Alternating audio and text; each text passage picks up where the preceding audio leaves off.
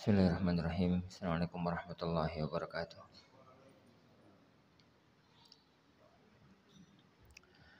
Innal hamdalillah nahmaduhu wa nasta'inuhu wa nastaghfiruh. Wa na'udzu billahi min syururi anfusina wa sayyiati a'malina. May yahdihillahu fala mudilla lahu wa may yudlil fala hadiya lahu.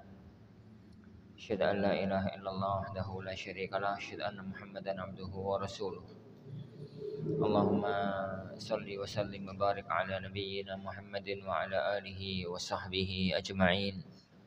Wala haula wala quwwata illa billahi rabbil alamin. Amma ba'd.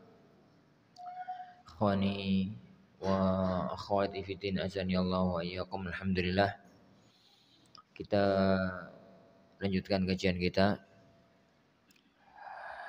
masih pada masalah al-khidbatu al-khidbah, melamar wanita yang telah dilamar orang lain.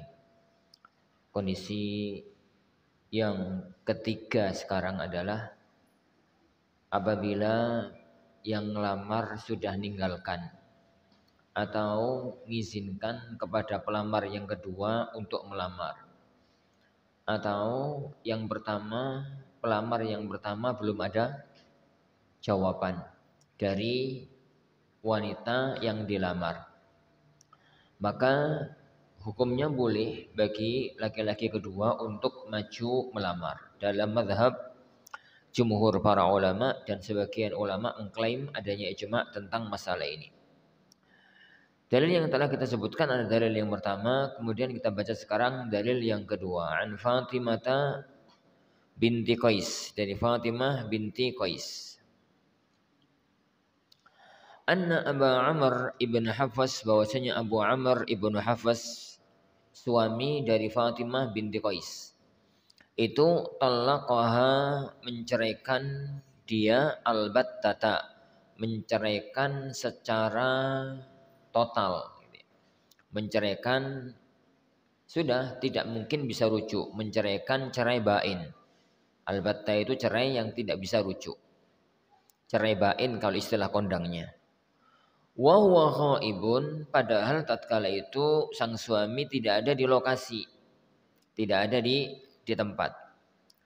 Fa arsala ilaiha wakilahu bisyairin, lalu sang suami itu mengutus wakilnya untuk memberikan kepada mantan istrinya itu makanan. Syair ya gandum yang jelek, kalau bahasa kita ya beras lah. Fasakhitathu, Fatimah binti Qais enggak mau, maunya Fatimah kok cuma dikasih syair tok, kok cuma dikasih beras tok.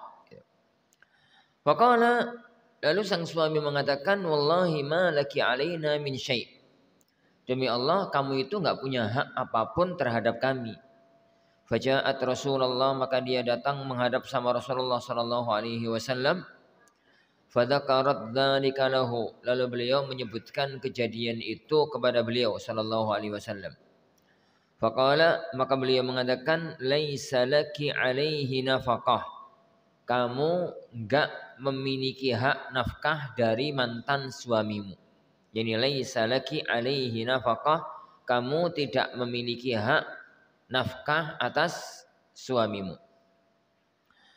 Fa'amaraha an ta'dadda fi baiti ummi Syarik. Rasulullah sallallahu alaihi wasallam yang memerintahkan dia untuk beriddah di rumahnya Ummu Syarik. Di rumahnya Ummu Syarik. Hadis ini ya akhwan menjadi salah satu di antara pondasi fikih pernikahan.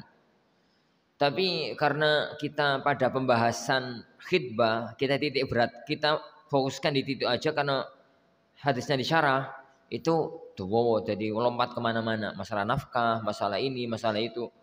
Tinggalkan dulu permasalahannya, masalah-masalah lain itu sampai nanti pada babnya. Yani kita baca aja, dan yang kita jabarkan hanya di titik khidbahnya tok. Fa amaraha an ta'tadda fi baiti ummi Syarik. Rasulullah SAW memerintahkan dia untuk menjalani masa iddah cerai 3 di rumahnya Ummu Syarik. Tapi kemudian beliau nyusulkan ngomong, tilka mra'atun yang syaha ashabi, Ummu Syarik itu wanita yang banyak dikunjungi oleh sahabatku. I'taddi inda ibni Ummi Maktum. Yani iddahlah kamu di keluarganya Ibnu Ummi Maktum, di rumah Ibnu Maktum yang tinggal di situ sak keluargai. Fa innahu rajulun a'ma talaina thiyabak. Karena dia itu sak keluarga itu sing lanang cuma dia sendiri buta. Jadi kamu bisa melepas baju luar maksudnya. Kamu kalau di rumah bisa melepas baju luar karena laki-laki cuma satu, itu pun buta. Fa idza halalti fa'adhinini. Lah kalau kamu nanti sudah halal, maksudnya sudah keluar dari masa iddah, fa'adhinini, kasih tahu aku. Fa'adhinini, beritahu aku. Qalat falamma halaltu, tatkala aku sudah selesai masa iddah, dzakartu lahu, saya sebutkan kepada beliau sallallahu alaihi wasallam, anna Muawiyah bin Abi Sufyan, bahwasanya Muawiyah ibn Abi Sufyan wa Aba Jaham, dan Abu Jaham, khatabani, keduanya melamarku.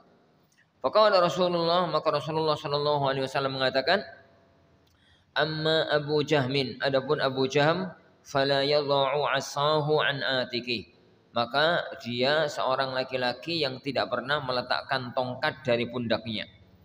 Wa amma Muawiyah tu fasu'lukun la malalah, adapun Muawiyah karihtuhu, aku enggak senang kok malah dikongkon nikah karo Usamah ibnu Zaid. Tsumma qala, Rasulullah SAW kembali mengatakan, ingkihi Usamah, nikahlah kamu dengan Usamah. Fanakahtuhu, aku pun menikah dengan Usamah. Faja'alallahu fihi khaira, ternyata Allah menjadikan banyak kebaikan padanya. Wa tabattu bihi, aku pun merasa sangat bahagia gitu ya dengan Usamah. Hadis ini para jamaah yang dimuliakan Allah Ta'ala berawal dari satu kisah rumah tangga antara Fatimah binti Qais dengan Abu Amr ibnu Hafs. Abu Amr ibnu Hafs. Fatimah itu latar belakang keluarga yang kaya. Sebagian para ulama mengatakan dia itu latar belakang keluarga darah biru. Sehingga rumah tangga yang istrinya itu ya latar belakangnya itu berdarah biru, istrinya itu latar belakangnya orang kaya, biasanya hidupnya berkecukupan. Biasanya hidupnya itu berkecukupan. Singkat cerita, terjadilah perceraian antara sang suami Abu Amr ibn Hafs dengan Fatimah binti Qais. Jadi Fatimah binti Qais. Tatkala itu sang suami tidak ada di lokasi, sedang ada di luar. Dia ngutus siapa tadi? Wakilnya untuk ngirim beras. Untuk ngirim beras agar dijadikan sebagai bekal hidup selama masa iddah. Lah Fatimah nesu, kok mbek kirim beras tok? Ya boyo kirim duit, kirim opong. Kok mbek kirim beras tok? Pada waktu Fatimah itu nesu, ini Abu Amr itu siapa namanya? Abu Amr ibn Hafs itu malah ngomong, loh, iki ku sapi anakku, aku wis ngirim sesuatu, padahal sampean itu nggak punya hak beras lah asli ini. Lalu kejadian itu dilaporkan sama Fatimah kepada Rasulullah SAW. Rasulullah SAW membenarkan apa yang dikatakan oleh Abu Amr. Kenapa ya, Hon? Dalam fikih nafkah, kalau sudah terjadi tolak bain, maka istri nggak punya hak nafkah. Yang punya hak nafkah itu selagi masih jadi istri dan masih dalam masa tolak raj'i, masih dalam masa iddah tolak raj'i. Tapi kalau sudah keluar dari tolak raj'i dan sudah menjadi tolak bain, maka tidak ada hak nafkah yang berhak dimiliki oleh istri dari sang suami. Itu singkatnya, tapi perinciannya kita bahas pada fikih nafkah dan iddah. Baik. Lalu beliau ya karena kalau Fatimah itu tetap tinggal di rumah lamanya itu nggak mungkin karena sudah tolak bain. Sedangkan keluarga Fatimah nggak ada. Jadi keluarga Fatimah nggak ada. Akhirnya Rasulullah SAW cari tempat yang paling memungkinkan untuk menjalani masa iddah. Awalnya kepikiran Ummu Syarik. Ummu Syarik itu wanita tua yang apian gitu karo masyarakat. Biasanya sering ono sahabat yang mampir sekedar ngombe, mampir sekedar opo. Jadi mampir sekedar apalah gitu ya. Kamu iddah aja di rumahnya Ummu Syarik. Tapi dipikir-pikir lagi sama Rasulullah, ojo. Ummu Syarik sering ono tamu, ojo. Ini ojo. Ini itu wajar ya kawan. Baru ngomong baru kepikiran yang lain itu wajar. Jangan ojo. Ya Rasulullah SAW beberapa kali begitu itu. Lalu beliau mengatakan, ya sudahlah kamu iddah aja di rumahnya. Yani Ibnu Ummi Maktum. Ibnu Maktum itu tinggal beliau sama keluarganya. Keluarganya semuanya perempuan. Yani keluarganya itu perempuan, beliau hanya sendirian. Yang laki-laki itu pun buta. Karena laki-lakinya buta, maka kamu agak bebas. Bisa kalau melepaskan baju, bukan udul ya. Yani melepaskan baju itu maksudnya melepaskan baju luar. Karena orang Arab zaman dahulu itu punya baju dalam, punya baju luar. Punya baju dalam itu ya baju yang dipakai dalam rumah. Begitu keluar, baju dalamnya tetap dipakai, kemudian ditumbui baju luar. Kemudian ditumbui baju luar. Dan itu adat orang Arab sampai sekarang. Jadi sampai sekarang. Baik. Singkat cerita, Rasulullah SAW kemudian mengatakan, kalau kamu nanti sudah selesai masa iddah, kasih tahu aku ya. Begitu selesai masa iddah, Fatimah lapor sama Rasulullah SAW. Fatimah itu lapor sama Rasulullah SAW. Lalu beliau mengatakan, yani lapor sama beliau SAW. Lalu beliau mengatakan, ya Rasulullah, saya sudah dilamar sama 2 laki-laki. Itu laris meniki, janda kembang. Jadi janda, jadi begitu keluar masa iddah langsung dilamar wong loro. Yang satu Abu Jaham, yang satu Muawiyah. Jadi Rasulullah SAW tatkala mendengar bahwasanya Fatimah dilamar oleh 2 orang, satunya Abu Jaham, satunya Muawiyah, beliau Shallallahu Alaihi Wasallam melihat karakter keduanya sangat gak cocok dengan Fatimah. Jadi beliau mengatakan, kalau Abu Jaham jangan loh, Abu Jaham itu wongi, yani temperamen, gepuan. La yadha' asahu an atiki. Dia itu nggak pernah nurunkan tongkat dari pundak. Jadi selalu siap tongkat. Selalu kepuk. Ini tongkat itu gak tahu dilepas. Ini gepuan. Kalau bahasa kita itu Abu Jaham mau coba gepuan. Orangnya temperamen.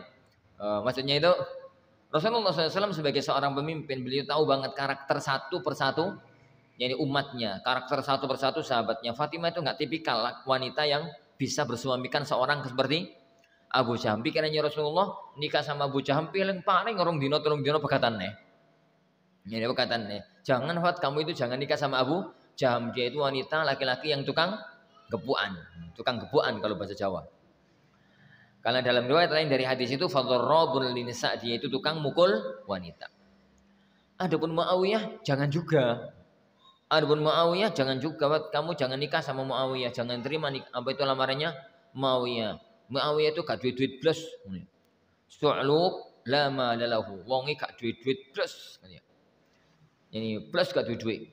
Dan kenapa Rasulullah SAW melarang Fatimah untuk dinikahi oleh Muawiyah, yani Ibn Abi Sufyan, yani Muawiyah Ibn Abi Sufyan, dengan alasan harta. Padahal beliau Shallallahu Alaihi Wasallam pernah melamarkan wanita bangsawan untuk dinikahkan dengan Julaibib. Tahu ingat kisah Julaibib? Julaibib itu seorang mantan budak gitu ya. Wong wis elek fisike, keturunan garis keturunan ini pun garis keturunan darah merah, enggak darah biru. Kalau kita semuanya kan darah merah. Jadi bukan darah bangsawan. Jadi kemudian dia dari sisi ekonomi pun sangat miskin. Dia suatu hari ketemu sama Rasulullah Shallallahu Alaihi Wasallam, lalu mengatakan, Julaibib, udah nikah belum? Dereng ya Rasulullah. Lah, kamu mau nikah? Nggih, maunya mau, tapi siapa orang yang mau menikahkan putrinya sama aku? Iku wis laki-laki pasrah men niku san. Ini siapa orang yang kira-kira mau menikahkan putrinya sama aku? Ya wis tak urusi.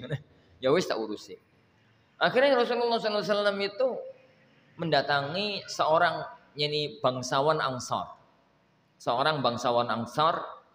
Lalu beliau ngelamar, Pak, putrimu tak lamar nggih, saweneng ngono ya. Seneng kan dilamar sama Rasulullah SAW. Rasulullah itu orang laki-laki seneng.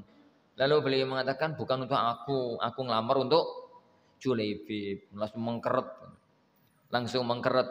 Nek ngoten ya Rasulullah sebentar tak rembukan sik karo ibuke. Padahal wong Arab ora tau rembukan karo ibuke itu. Jadi adatnya orang Arab urusan anaknya dinikahkan sama siapa itu nggak pernah rembukan karo istri itu nggak pernah. Nah, itu tanda bahwasanya itu karepe nolak tapi gak iso karena di hadapan Rasulullah Shallallahu Alaihi Wasallam. Ya tapi karena wis kadung ngomong sama Rasulullah akhirnya ngomong sama istrinya. Jadi ibu putri kita dilamar oleh Rasulullah maka ibu sopan. Masya Allah kemuliaan putri kita dilamar oleh Rasulullah. Tapi bukan untuk Rasulullah dilamar, beliau ngelamar putri kita untuk Julaibib ibu Nawas nesu. Lah wong kita sudah nolak fulan, para pembesar Arab kok malah mau dinikahkan sama Julaibib. Wis ora ngono wis pokoke kira-kira ngono lah bahasa iku. Kira-kira ngono bahasa. Wis mbok. Putrinya denger, putrinya yang ada di ruang tengah itu denger ibu bapak sedang diskusi. Dia kemudian ngomong, "Yen Ibu, sinten sing ngelamar saya? Sing ngelamar sampean Rasulullah, tapi kanggo Julaibib, nikahkan aku dengan Julaibib." Ini nikahkan aku dengan Julaibib. Saya yakin Rasulullah SAW tidak mungkin melakukan itu kecuali sebuah hikmah yang berharga. Dia, sebuah hikmah yang berharga. Singkat cerita, kemudian terjadilah pernikahan itu. Sak Madinah geger loh. Sak Madinah geger wanita bangsa menikah sama Julaibib. Ternyata Allah mentakdirkan sesuatu yang lain. Pada waktu pernikahan itu Rasulullah mendoakan dengan doa yang sangat agung, dengan doa yang sangat mulia. Allahumma subba alaihil khaira sabba. Dan panjang. Dan ini apa itu? Doanya panjangnya Allah curahkan. Jadi kepada keduanya kebaikan yang sangat banyak. Itu salah satu di antara doanya Rasulullah SAW. Baru manten nanyar, ono panggilan jihad. Ini ono panggilan perang. Julaibib bingung, mantenan nanyar apa? Perang. Panggilan iman, beliau ninggalkan istrinya. Itu bayangkan ya kawan. Laki-laki sing gak punya bayangan nikah karena saking eleke, saking gak duwe-duwite, saking opo. Ternyata bisa nikah dengan wanita bangsawan. Bisa nikah dengan wanita bangsawan. Di saat awal-awal nikah panggilan jihad. Akhirnya beliau meninggalkan istrinya yang cantik itu, lalu dia pergi jihad. Wafat di medan medan jihad. Ternyata doanya, setelah itu, setelah wafatnya Julaibib, kemudian sang istri itu meninggalkan atau keluar dari masa iddah. Itu hampir semua bangsawan Arab ngelamar mbak itu. Ngelamar mbak itu. Kenapa? Ternyata wanita itu nggak hanya bangsawan, nggak hanya cantik, nggak hanya kaya. Tingkat keimanannya adalah tingkat iman yang sangat tinggi. Jelas-jelas yang ngelamar itu Julaibib malah jadi rebutan wong akeh. Dan itu yang diinginkan oleh Rasulullah SAW dengan ucapan beliau, Allahumma subba alaihimal khaira subba. Ya Allah, curahkan kebaikan kepada keduanya. Kebaikan untuk Julaibib mati syahid, kebaikan untuk istrinya adalah yang semacam itu. Kok dadi ron-ronan demu? Ini. Ngomong apa mau ada kene mau? Oh iya, ngomong. Ini. Satu masalah ya, Hon. Satu masalah. Kenapa Fatimah binti Qais? Saya katakan Fatimah binti Qais itu wanita bangsawan. Wanita berdarah biru Quraisy. Itu dia dilamar oleh Muawiyah. Muawiyah itu wanita bangsawan, darah biru dari dua sisi. Bapaknya bangsawan, ibunya bangsawan. Karena bapaknya adalah Abu Sufyan, pimpinan Quraisy, ibunya adalah Hindun binti Utbah. Hindun binti Utbah sama-sama bangsawan. Tapi sayang, Abu Sufyan itu bapak itu bangsawan, sugih tapi pelit. Ini gak celaan sahabat itu menceritakan fakta loh ini. Tapi pelit. Sehingga istri ini gak digubris, gak dikai duit, anaknya ya gak dikai duit gitu. Sehingga bapak kaya raya, anaknya miskin gak duit belas, gak duit belas. Rasulullah Shallallahu Alaihi Wasallam mengatakan, kamu jangan nikah sama Muawiyah. Karena dia itu gak duit belas, gitu ya. Gak duit belas. Tapi satu keanehan. Rasulullah pernah melamarkan wanita tadi untuk Julaibib. Kenapa ya akhwan fitin azanillahu wa iyyakum. Itu fikih mak comblang. Ini fikih mak comblang. Don aku bahas fikih mak comblang ya. Kapan-kapan nulis buku fikih mak comblang. Ini fikih mak comblang ya, Wan. Mak comblang itu jangan asal pokoknya sukses nikah wong. Itu bahaya ya, Pak. Dia harus mempertimbangkan banyak sisi, kecocokan antara keduanya. Yani kecocokan yani antara yani keduanya. Karakter Fatimah dengan Abu Jaham itu nggak cocok. Karakter Fatimah dengan Muawiyah itu nggak cocok. Yani Fatimah itu wanita baperan. Lah, wanita baperan ya, Juan. Yani kemudian mau nikah dengan calon khalifah itu gak nyambung. Yani gak nyambung. Jadi pemerintahan itu butuh dikendalikan oleh seorang laki-laki yang butuh belakangnya itu seorang wanita yang besar, yang hebat, yang mampu memahami kondisi ini suaminya. Dan itu nggak pas. Makanya Rasulullah SAW mengatakan kamu jangan nikah sama Muawiyah. Nikah wae karo Usama. Satu hal yang aneh. Rasulullah SAW melarang Fatimah nikah dengan Muawiyah, suruh nikah sama Usama. Padahal Usama ya berburu kat duit tambah nemen. Ini tambah nemen. Mendingan Muawiyah ya, kawan. Daripada Usama dari sisi ekonomi sosial. Karena Usama itu wis gak duwe-duwe, anake mantan budak. Yani anake mantan budak. Kan bapake itu Zaid ibn Haritha, ibuke Ummu Aiman.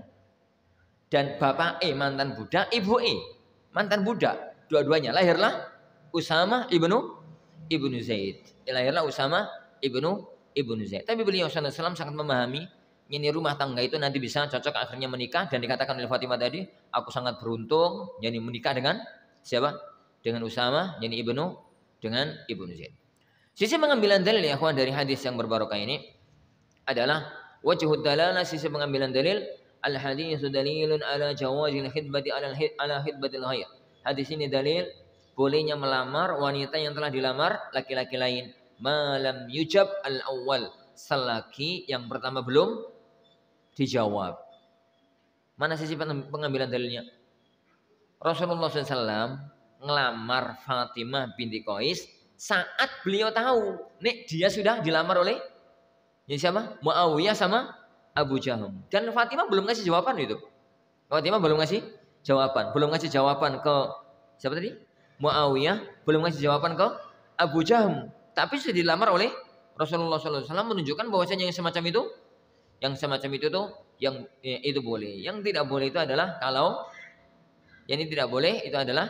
kalau sudah menyampaikan jawaban, sudah disebutkan jawabannya, sudah diiyakan lamaran tersebut, diterima lamaran tersebut, maka itu yang terlarang. Wallahu a'lam. Al-matlabut tsani, pembahasan yang kedua. Al-khidbatu ala khidbatil kafir, melamar wanita yang dilamar oleh orang kafir. Melamar wanita yang dilamar oleh orang kafir. Ini gambarannya gimana ya? Ini gambarannya gimana? Gambarannya hanya satu kondisi. Yaitu apabila ada orang laki-laki ahlul kitab, Yahudi Nasrani, melamar wanita ahlul kitab. Ya kan? Nasrani ngelamar Nasrani, Yahudi ngelamar Yahudiyah. Laki-laki ahlul kitab melamar wanita ahlul kitab.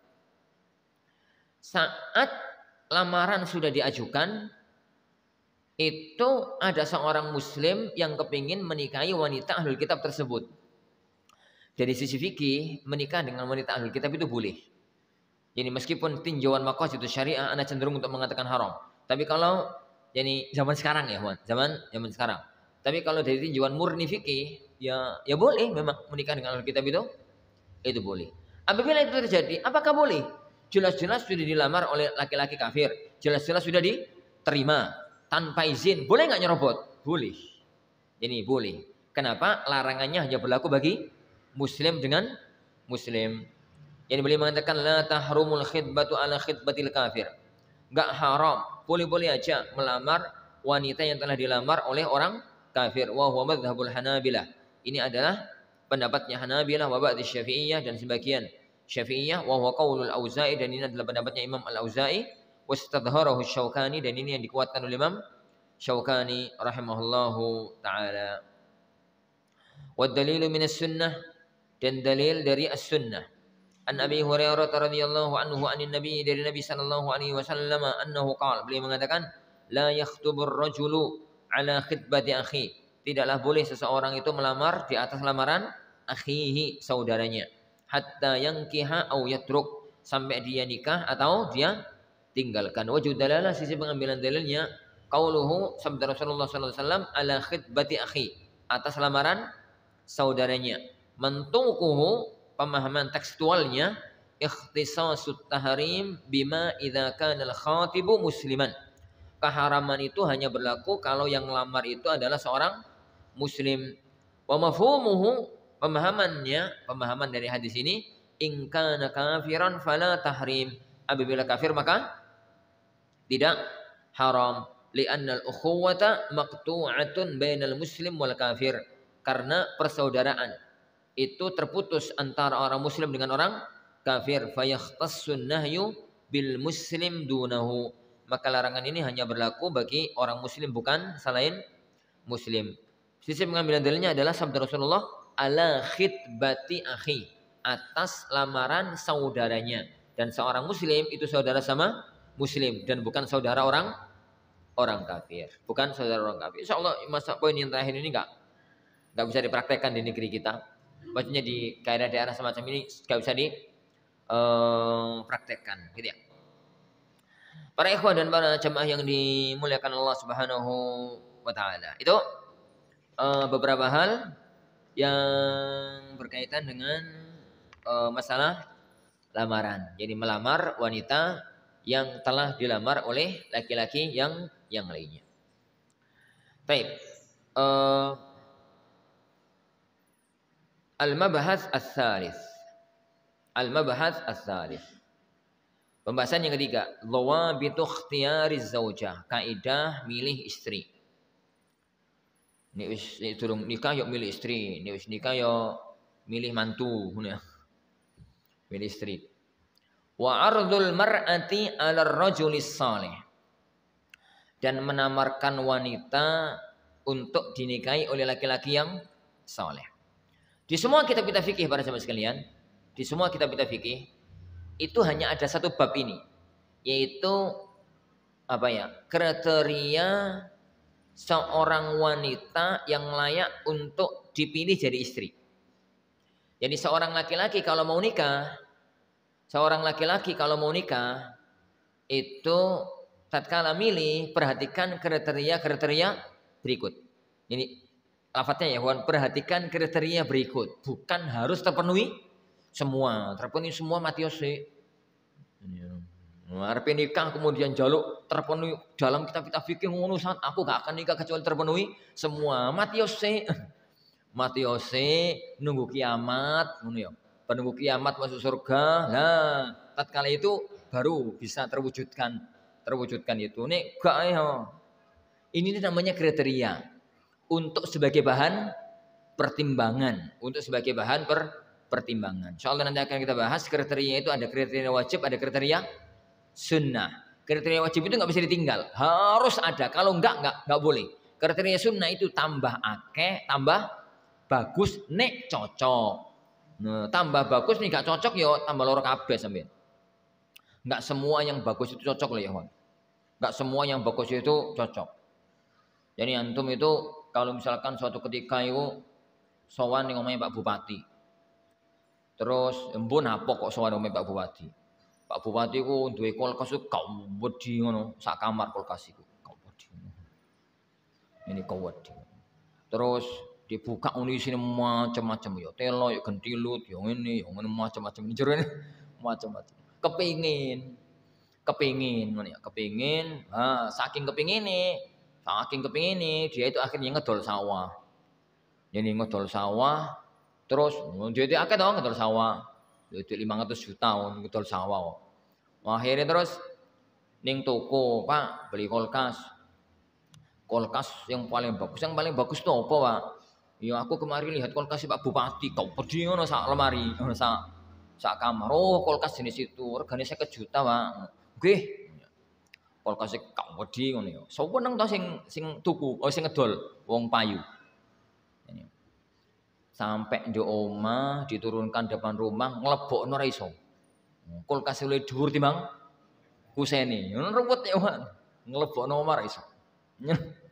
Akhirnya dimiringno, diputer ngono. Iso mlebu. Bar iso mlebu anduk omah bingung. Dari ruang tamu bot, dari ruang tengah bot, dari ruang belakang ora iso. Akhirnya ruang tengah karo ruang mburi jebol. Kulkas iso mlebu. Bareng ngono, ya Juan. Jadi bareng ngono dicelop, dicupno, jeglak. Lah wong listrik 450 ae. Nunggu-nunggu terus apa iku? Ini kulkas sak mono gedine itu butuh yani meteran 10.000 atau piro 450 gaya ngono ya. Akhirnya dinaikkan dayanya sampai 10.000 misalkan ya, sampai 10 ini ribu. Bar ngono bar dicelupno iso, diseni opo? Bupati pantes. Wake macem-macem ya ono sing ngene ono ngono. Sami diseni opo? Banyu yo. Diseni banyu terus. Jadi ya, Juan, enggak semua yang super itu cocok. Enggak semua yang bagus itu cocok. Sampeyan oto-oto ngoco-ngoco titik ngono lho. Ya aku iku cocok ya karo sapa ngono. Ini sampeyane omahe sakmono ya mikir kulkas iku sing regane sak juta. Iku jenenge ini cocok ngono ya. Yo pilih yo milih ada sih jadi apa ya? Kriteria milih itu ada, tapi standarnya tetap harus di standar itu. Makanya dalam fikih pernikahan, insyaallah nanti akan kita bahas, fikih pernikahan itu ada istilah kufu. Al-kufu, kufu itu kesepadanan. Jadi kesepadanan, nek sepadan itu luwe apik timbang jomplang. Jomplang ini uwade itu malah makruh. Jomplang ini uwade itu malah makruh. Kenapa ya, Juan? Yo gawe rasan-rasanan tonggo. Ini rasan-rasanan tonggo, gawe opo? Ini wallahu alam. Ya kita bahas nanti lah. Jadi tatkala kita bahas ini itu yang pertama ya, tentang kriteria laki-laki tatkala milih istri. Yang kedua ya, Juan, kenapa nggak ada fikih kebalik? Di semua kitab-kitab fikih nggak ada. Yani kriteria milih suami itu hampir nggak ada semua kitab-kitab fikih. Yani hanya beberapa kali Anda nulis makalah tentang masalah ini, Anda tuliskan dua-duanya. Yani karena di negeri Indonesia itu yang milih gak selanang toh itu bareng yo milih. Kenapa di negeri Arab, di negeri para ulama nggak pernah bahas itu? Karena di negeri mereka wong wedok itu gak milih. Wong wedok itu dipilihkan karo bapake. Yang dipilihkan karo bapak. Lah bapak kan yang ngerti toh, bendino konco, bendino ketemu, bendino opo. Jadi semacam itu. Jadi tidak ada kriteria-kriteria. Meskipun nanti insyaallah beberapa halnya kita singgung insyaallah. Baik. Makanya judulnya adalah wa arzul mar'ati 'ala rajulis saleh. Wanita menawarkan diri untuk dinikahi oleh laki-laki yang saleh. Al-madhab al-awwal, masalah yang pertama. Dawabitu ikhtiyari az-zaujah. Yani kaidah kriteria memilih istri al-far'ul awwal. Yani ikhtiyaru dzatid din, memilih yang punya agama. Yang punya agama ini ada dua kondisi. Kondisi yang pertama, yang punya agama dalam arti muslimah. Ini kriteria wajib. Ini kriteria wajib, dikecualikan ahlul kitab. Dikecualikan ahlu alkitab. Yang kedua, di atas itu kesolehan, kebaikan dan macam-macam itu adalah sesuatu yang semakin ada semakin bagus. Beliau mengatakan yustahabbu nikahu dzatid din, nassa alaihi Syafi'iyyah wal Hanabilah. Jadi dianjurkan untuk menikahi wanita yang baik agamanya. Itu ditegaskan oleh para ulama-ulama Syafi'iyah dan para ulama-ulama Hanabilah. Wa wallahiru min madhhabil Hanafiyah wal Malikiyah, dan itu yang nampak dari madhab Hanafiyah dan Malikiyah. Al-adillatu min as-sunnah, dalil dari as-sunnah. An Nabi Hurairah, dari Abu Hurairah radhiyallahu anhu dari Nabi sallallahu alaihi wasallam qala, beliau mengatakan tungkahul mar'atu li arba, wanita dinikahi karena 4 hal. Wanita itu, laki-laki itu menikahi wanita biasanya itu pilihannya karena 4 hal ini. Mungkin 4-empatnya, mungkin sebagiannya, mungkin salah satunya. Tungkahul mar'atu li arba, lima liha, karena wanita itu kaya, duit. Wali hasabiha, karena wanita itu garis turunannya orang-orang hebat. Yani apa ya? Turunane wong-wong besar. Yani garis nasabnya itu garis nasab orang-orang besar. Wali jamaliha dan karena kecantikannya. Wali diniha dan karena agamanya. Maksudnya Rasulullah mengatakan ada laki-laki itu nikahi wanita karena dia sugih. Yani wajah gak karo-karoan apa-apa pokoke sugih. Ini. Ada laki-laki itu yang nikahi wanita itu karena murni karena anake tokoh, anake kiai, anake opo begitu ya. Sehingga dia melok-melok ini melok-melok menjadi orang terhormat di masyarakatnya gara-gara itu. Lah kalau nikah sama neng kan langsung jadi gus. Ini kan otomatis toh. Ini dalam dunia kepesantrenan Nahdliyin loh. Itu kan nikah sama neng langsung jadi gus, otomatis itu. Mau asalnya yuk gak gas yuk gak gis ngono. Jadi begitu nikah sama neng langsung jadi gus otomatis, langsung dipanggil gus ngono. Dan dia itu sowan nang kepengin jadi gus ngono. Arepe lewat jalur ilmiah kok gak kuat-kuat ngono. Belajar jurumiyah, mutamimah, ini alfiyah sampai apa, winter terus jadi kiai. Ini jadi kiai, ngono ya anake iki dadi gus, suwi dalane ya, Juan. Ini dalane iku suwi, ana jalan pintas dadi gus iku. Dadi mantune kiai, ngono langsung dadi gus, ngono. Itu li hasabiha. Nek dalam dunia Muhammadiyah apa jenenge? Ora ono ya? Ora ono ya. Tenanan belum Muhammadiyah itu. Ini kono istilah ya. Apa meneh dunia Al-Furqan teman-teman. Ini meskipun teman-teman itu kadang-kadang nyebut anak-anak syekhuna itu gus. Tak guyu Ini.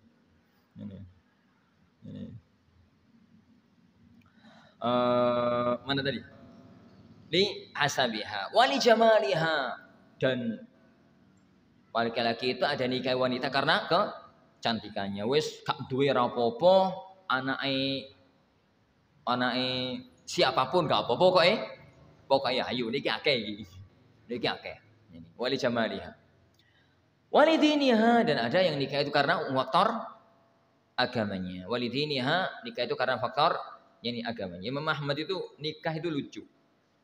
Ini nikah itu ini lucu. Beliau itu tatkala mau nikah. Yani tatkala mau nikah. Itu sebenarnya gak kepingin nikah. Tapi nih gak menikah itu melanggar syariat. Maksudnya itu melanggar aturan agama. Aturan agama ini kan harus nikah. Ngomong sama salah satu kerabat itu, "Lene bojone ngaku sembarang." Sembarang. Jadi kemudian dia itu menikah dengan wanita yang bisu apa tuli gitu. Enggak tahu, pokoknya semacam itu. Karena ala semacam itu. Tapi sudah tiru ya, Wak. Gue sampean tukaran terus ya. Kak kelas. Ini kak kelas.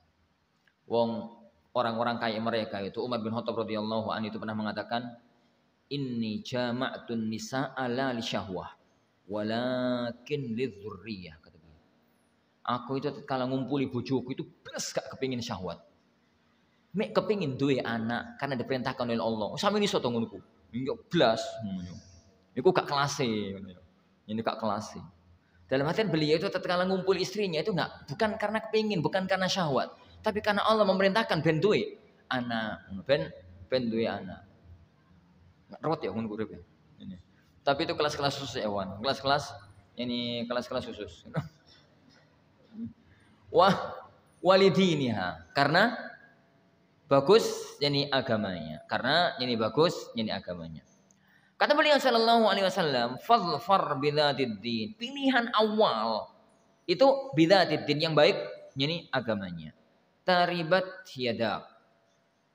Biasanya terjemahannya itu kamu nanti akan beruntung. Ya terjemahan itu secara makna umum benar, tapi secara makna bahasa rotok salah. Taribat yadak itu ikhtalatat yaduka biturab. Taribat itu turab ya. Taribat yadak ikhtalatat yaduka biturab. Nikahilah wanita yang apa? Yang baik agamanya, niscaya tanganmu itu belepotan tanah. Maksudnya apa? Itu maksudnya apa? Bahasa Arab itu aneh. Bahasa Arab itu ada sesuatu yang aneh. Lah salah satu di antara keanehan mereka itu lafaz-lafaz semacam ini. Jadi mereka itu ada kata-kata kalimatun tuqal la yuradu bihi makna. Ada satu kata-kata dalam istilah ilmu nahwu dan balaghah, yani satu kata yang diungkapkan tapi nggak diinginkan maknanya. Ungkapan apa ya? Lah ungkapan itu kadang-kadang berbalik 180 derajat dengan maknanya. Berbalik 180 derajat dengan maknanya. Jadi maknanya ini itu adalah ungkapan nek kalau sampeyan itu nikah pangarokan dasarnya itu dengan wanita yang baik agamanya wis yakin bakal seneng. Nah gitu loh basa Jawa itu. Nah itu tuh mereka mengungkapkannya malah dengan bahasa kebalikan. Dan memang dalam bahasa Arab tuh ya akhwan, mengungkapkan sesuatu dengan bahasa kebalikan itu menunjukkan untuk memperkuat makna. Itu bahasa rada aneh memang. Di titik itu rada aneh. Jadi misalkan awal surat An-Nahl, ata amrullahi fala tasta'jilu. Ikhwah yang jadi belajar balaghah dan bahasa Arab ya. Ata amrullah, ata wis teko opo amrullah, perkarane Allah. Perkarane Allah ini kiamat. Fala tasta'jilu, wis ra usah gesusoni. Wis ra usah gesusoni. Kiamat telah datang kiamat. Jangan kamu mempercepat gitu gesusoni kalau dalam bahasa Jawanya. Tek. Kiamat wis teko apa arepe teko? Ata apa sayati? Sayati, arepe teko. Tapi kenapa kalau Allah menggunakan bahasa ata? Itu keunikan, salah satu di antara keunikan balaghah, balaghatul Arab ya. Jadi sastranya Arab. Mengungkapkan sesuatu menggunakan ungkapan kebalikan itu litakid. Untuk memastikan, menguatkan. Jadi maksudnya adalah kiamat itu akan datang. Saking pastinya akan datang, koyok-koyok wis terjadi. Maka menggunakan bahasa fi'il madhi. Seakan-akan sudah datang, maka menggunakan bahasa fi'il madhi. Padahal arpe teko. Jadi padahal ini arpe teko. Itu semacam itu. Lah kalimatnya juga semacam itu. Gini orang itu kalau nikah dengan wanita, jadi dengan wanita yang baik agamanya, itu wis to dipastikan akan beruntung. Saking pasti nih mengungkapkannya sampai menggunakan bahasa taribat yada. Jadi taribat yada. Itu cara mana? Makanya anak katakan tadi, nerjemahkan itu dengan apa ya? Kamu akan beruntung. Itu secara makna benar. Tapi pemahaman lughahnya itu yang anak jabarkan tadi. Meskipun kalau cuma sekedar kamu akan beruntung, itu ya gak patek pas. Harus menggunakan bahasa apa ya? Bahasa menekankan, memastikan. Ini bahasa terjemahannya apa sih Mas? Menekankan, memastikan. Yang mesti betul bahasa Indonesia loh. Jadi kamu pasti akan beruntung. Ono kata-kata pasti ini ya. Kamu pasti akan beruntung. Tenan atau tenanan, kamu itu mesti akan beruntung. Itu kalau istilah bahasa Jawanya. Itu bahasa taribat. Yani taribat yadak. Jadi itu bahasa yani taribat yadak. Makanya ana sering ya mengatakan terutama pada para yani tulabul ilm ya yang ngaji itu kan ada dua. Orang ngaji itu wis pokoknya ben kenal ngono ya. Ono ngaji itu belajar itu pokoknya ben kenal. Lah ono belajar itu memang benar-benar suatu ketika kepingin untuk menguasai ilmu syar'i. Untuk yang pertama ini terserahlah semonggo pokoknya melaku. Jadi yang kedua, kalau sisi yang kedua ya kawan, para santri penguasaan bahasa Arab itu adalah menjadi nomor satu. Tanpanya mustahil bisa menguasai yani sisi-sisi dalamnya syariat. Kenapa ya kawan, yang ana jabarkan ini tadi itu tanpa balaghah macet loh. Tanpa penguasaan nahwu yang mapan macet loh. Gak nyambung dengan lafaz, karena itu harus mendalami yani hal-hal yang semacam semacam tadi, yaitu para yang dipandang tadi. Makanya anak tuh setengah jengkel kadang-kadang sama asatidzah sing mencuupkan diri dengan mulakhos ngono. Sampeyan kulo ustad kok mulakhos tok ya so ya ustad. Ini apalagi ini yang semacam itu enggak layak gitu loh, enggak layak sama sekali karena akan berkaitan dengan banyak masalah-masalah ilmiah. Yang akan berkaitan dengan ini banyak masalah-masalah ilmiah. Apalagi kalau sudah kadung diustadkan padahal kurang menguasai bahasa Arab, baru itu bahaya banget. Itu sangat bahaya. Maksudnya ustadkan itu sampai berfatwa, sampai mengajarkan ilmu-ilmu yang mapan, sampai mengajarkan apa gitu, itu bahaya kalau tidak menguasai dasar-dasar bahasa Arab yang mapan. Nah, ngomong saya mana tadi? Yani fadhfar bidzatid din taribat yadak. Tapi ya ikhwan hadis ini itu bukan berarti menolak yang lain. Jadi intinya adalah agama. Nah, ini agama ini wis dapat, kemudian setelah itu mau ini, mau ini, mau ini, mau ini, maka semakin banyak, semakin bagus nih cocok. Asli intinya itu kalau cocok. Gitu ya. An Abdillah ibni sudah jam 5 ternyata. Jadi macam ini di sini, dan itu sabda Rasulullah sallallahu alaihi wasallam, "Fal bidzatid din taribat yadak." Jadi carilah yang agamanya bagus, maka engkau itu akan jadi mendapatkan pasti engkau itu akan mendapatkan keberuntungan. Wallahu alam bissawab. Nah, para hadirin yang Allah insyaallah sebenarnya yang kita pelajari